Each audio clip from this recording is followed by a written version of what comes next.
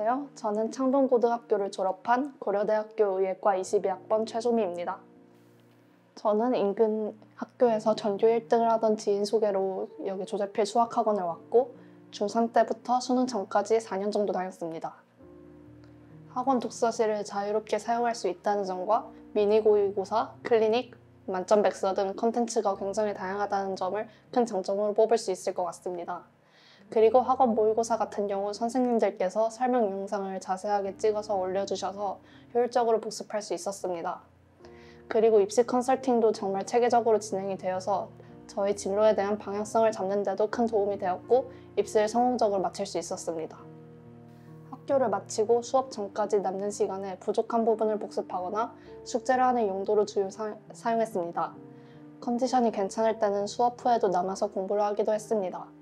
공부하다 모르는 문제가 있을 때에는 관리 선생님들께서 언제나 친절하게 설명해 주시고 학원용 와이파이가 있어서 온라인 강의도 자유롭게 들을 수 있어서 시간 날 때마다 자주 이용했습니다.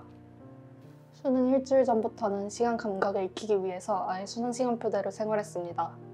그리고 일주일에 2번 정도 사설 모의고사들로 수능을 보듯이 시뮬레이션을 했어서 실제 수능 때는 그렇게 긴장하지 않았던 것 같습니다. 또 어려운 문제를 풀기보다는 개념 정리에 집중했고 오답노트를 최종적으로 정리해서 문제 유형을 점검했습니다. 중등수학은 고등수학의 중요한 밑거름입니다. 특히 함수 부분은 고등수학 과정에서 가장 중요하게 다루는 편이라서 개념을 확실히 다져놓아야 합니다. 그리고 도형 부분을 잊어버리기는 쉽지만 중학도형은 수능까지 자주 쓰이는 편이라서 수능을 준비하기 전 따로 정리해둘 필요가 있다고 생각합니다. 일단 하지 말아야 할 일은 필요 없는 일에 시간 쓰기입니다. 저 같은 경우 스마트폰으로 SNS나 인터넷을 하는데 시간을 많이 쓰는 것 같아서 과감하게 투지폰으로 바꿨습니다. 1분 1초가 중요한 때이므로 딴짓을 하는 시간을 최대한 줄이고 공부도 단순히 많이 한다기보다는 효율적으로 할 수 있는 방법을 고민해 보아야 합니다. 반드시 해야 할 일은 계획을 세워서 공부하고 전공하는 것입니다. 꼭 플래너를 사서 시간 단위로 자세하게 세워야 한다기보다는 자신이 알아볼 수 있는 방법으로 실현 가능한 계획을 세우는 것이 중요합니다.